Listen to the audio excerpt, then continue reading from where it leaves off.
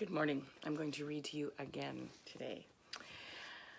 I'm reading out of this little book, Homeschooling Simplified, What Matters Most. I'll put a picture of it in the comments when I'm done.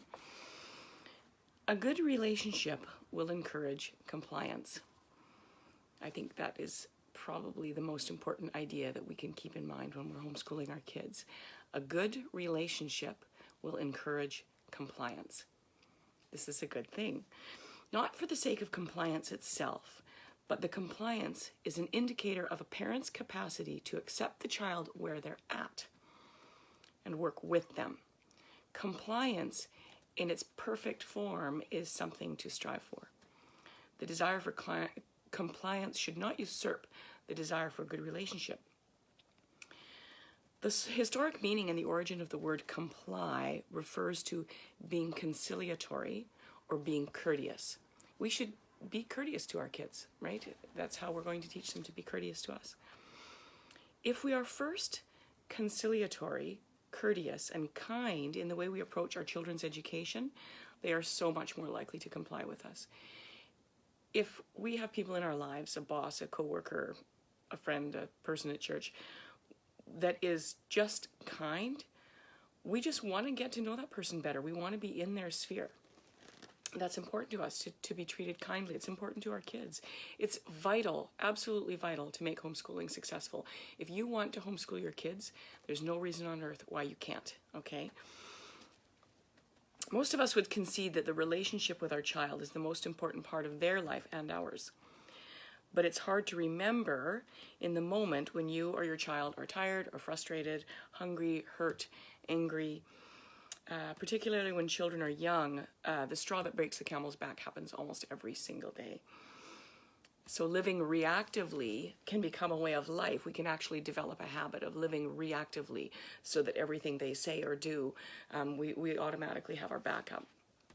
Sometimes we wake up one morning and realize that we aren't the parent we intended to be. Over the course of your lifetime of parenting, that will happen over and over and over again. How did I get here? Right? I wanted to be this parent. I had my ideal, and I'm not even moving towards the ideal. I'm on some completely other track. How do we get back to be the person that we imagined? It's important to note, and perhaps this will be an encouraging statement, that getting back on track is an ongoing process, something we do our whole life. With our ideals before us, we get distracted, diverted, and dislodged because those ideals seem to be off in the distance. Noticing when you're getting sidetracked and responding appropriately are a really important part of being able to stay on track of what your ideal is. Oftentimes, I've seen this happen in many cases where somebody has an ideal of the parent they want to be, they're going down this particular track, and they get diverted, and one day they just kind of say to themselves, you know what, this is too hard, okay? This kid is impossible. I thought I was better than this. I thought I was going to have a better kid than this. And they ditch the ideal, right? Which is really sad. And sometimes our ideals have to be tweaked, right? Like, I'm never going to yell. Probably not. Sometimes they need to be tweaked. But I think that if we don't have our ideals, we don't really have anything, right? We have to be very clear about the difference between ideals and expectations. Expectations is what we prepare for every day. Ideals is what we look to as our guiding light to where we want to go in our lives. And we have ideals on many levels. I've often recommended to parents to write a mission statement. If you don't know how to do that, on the Art of Simple website, Art of Simple, if you type family purpose statement into the search box, you'll get this beautiful template for how to write a family purpose statement, something you do with your husband, something to help you determine, just in a sentence or two, what is your goal in life? What is your goal for family life? And then kind of breaking it down to how is that going to actually affect what we do, right? This is a really helpful tool if you aren't completely sure, and something that's good to revisit from time to time. I think one of the ways that we can get ourselves back on track is to be aware that how we react to our kids is actually nothing more than developing a habit of reacting appropriately. So if we can train ourselves in little tiny ways all the time to react appropriately, it's just the development of a habit. When we are reactive, we're actually just developing the habit of being reactive. So it's important for us to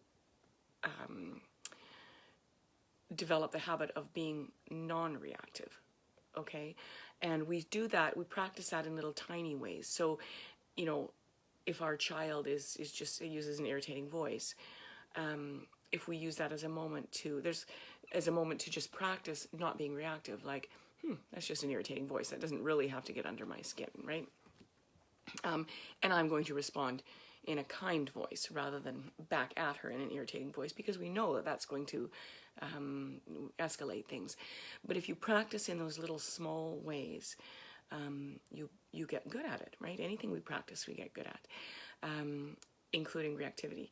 So if we practice being non-reactive, we're going to get better at it. So choose your little things, practice them, practice them, practice them. Keep your expectations of yourself moderate. Don't expect that suddenly you're going to move from being a highly reactive person to a non-reactive person overnight. It's not going to happen. You have to put the time in, right? So we can practice being not reactive. A mission state will help you as something to refer to. Posting little things. I used to have things posted all over my house when my kids were small. You know, just be kind. Remember, you're trying to be a saint. Little quotes that I found inspiring and helpful. I kept them in places, you know, pinned up by my sink or pinned up by my change table or anywhere that I spent a great deal of time at. When you're working towards a mission statement, you're trying to distill something, all the vague things that are meaningful to you and that your goals are. So this is just an example from my book. The mission of the Landry family is to strive towards holiness. We will accomplish this by attending Mass, praying together, and building each other up. We want our home to be a place of joy, welcome, love, and inspiration. Our main goals of prayerfulness, good relationships, and hospitality will come before the other goals in our life.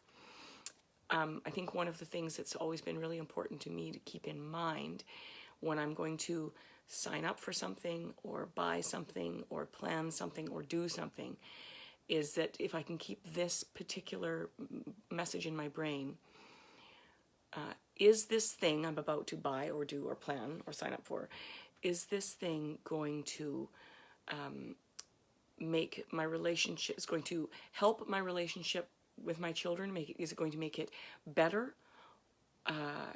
Because if it's not going to make it better, I probably shouldn't do it, right? Is it going to improve the quality of my relationship with my child? Or is it going to detract from, is it going to add to or detract from the relationships in my home?